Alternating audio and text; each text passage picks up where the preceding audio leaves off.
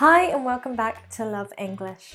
I'm Leila and today I want to help you sound, well, more native in English. I also want to help you sound a little bit more polite. And to do that, I'll be explaining 10 different expressions that you can use instead of saying I like or I don't like.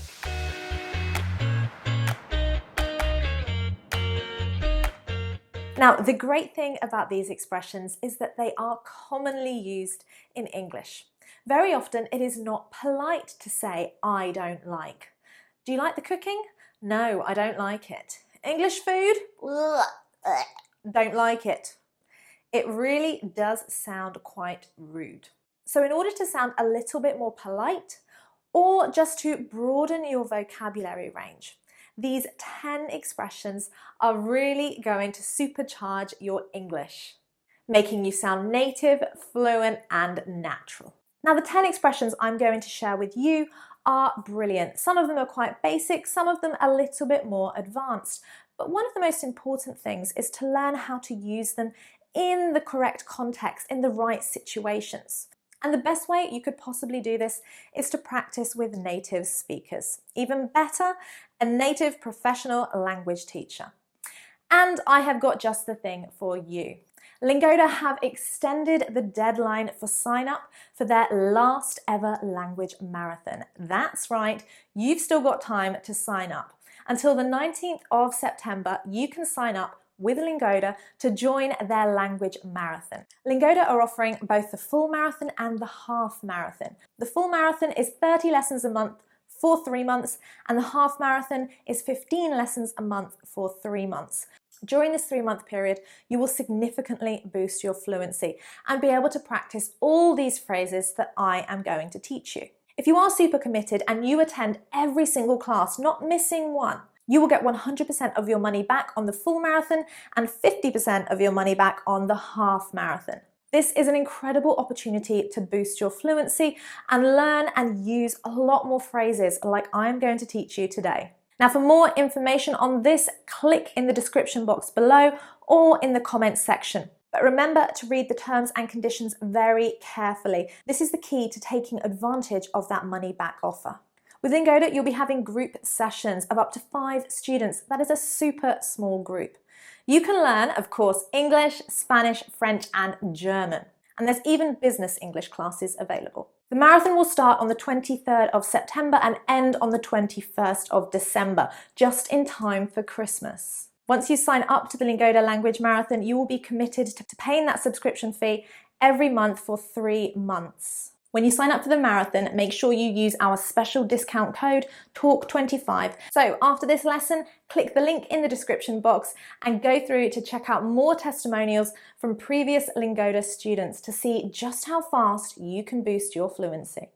So of course, when we are talking about disliking something, hating something, it really is too strong to use those expressions.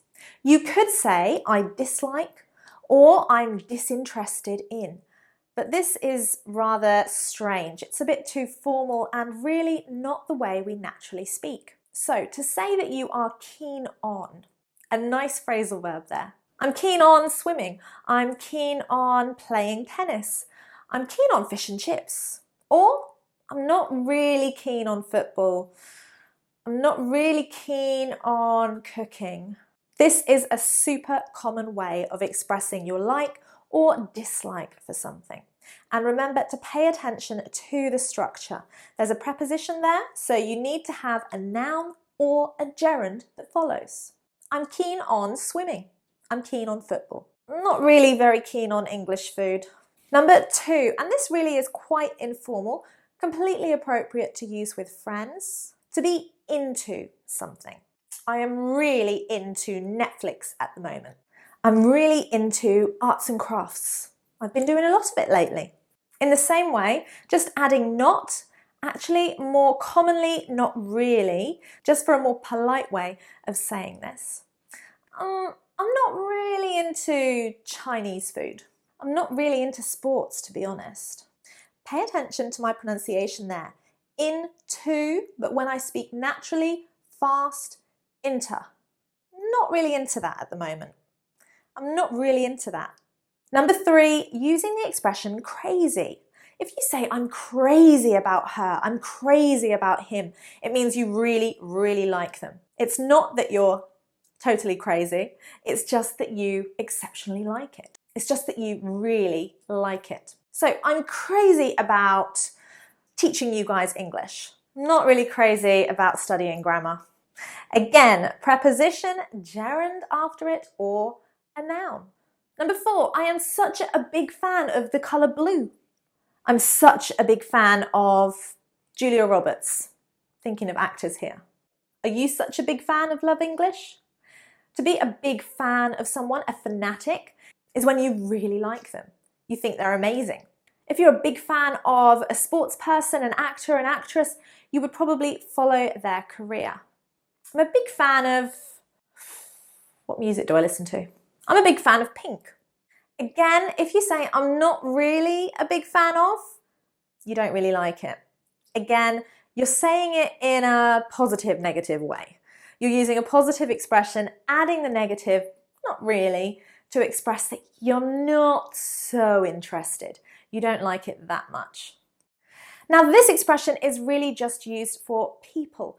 If you say, I've got a bit of a soft spot for him, it doesn't necessarily mean that you're madly in love with that person, but it does mean that you really like them. You wouldn't really use this in the negative form. You wouldn't say, I don't have a soft spot for him. This is not really a common expression. It's much more common to use it in the positive form. I have a soft spot for him. I really like him. 6, 7, and 8 are a little bit more formal. Number 6 is slightly more formal, more polite, could be used in more formal situations, even business situations. I'm fond of, or I'm not fond of. It means that you like or you dislike. That's simple. I'm really fond of her. She is such a good friend. I'm not really very fond of her. She's a little bit rude. And again, fond of is with a noun or a gerund. I'm fond of tennis. I'm fond of playing board games. Again, gerund or noun. I'm partial to.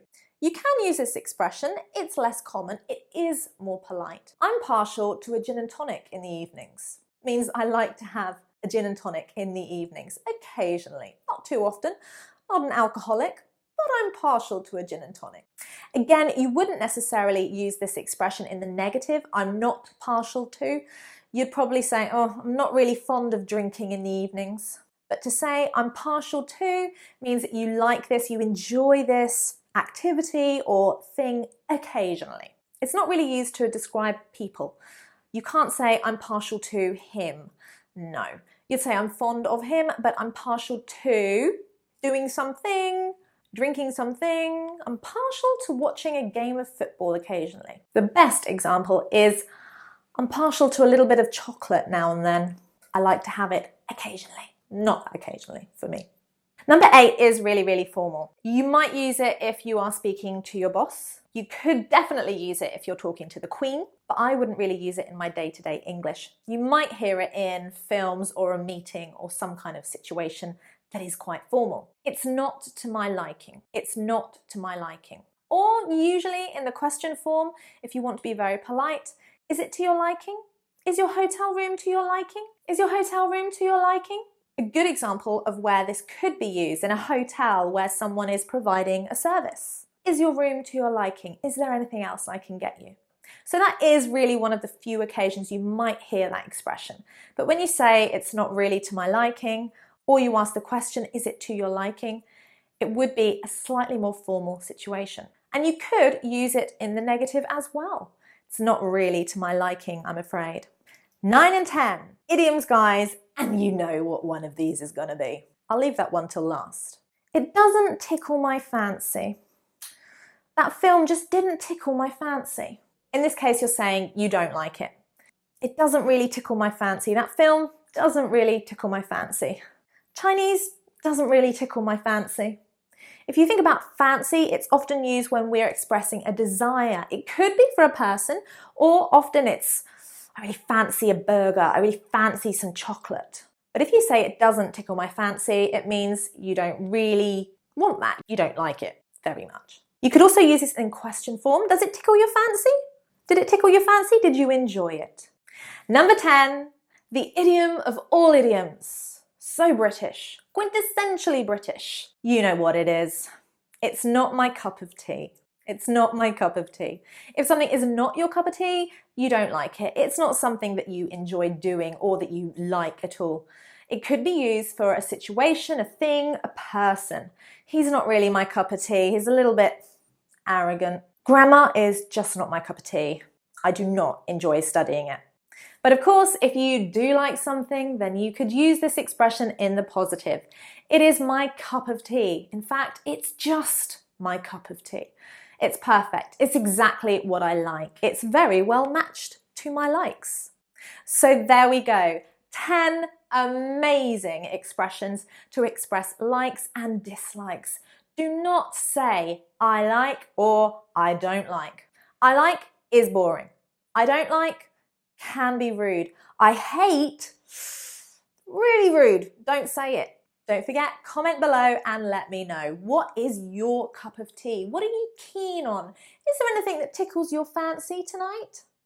Let me know. Use some of these expressions, comment below, and I will check them out or correct them if they need it. Thank you so much for watching. Bye.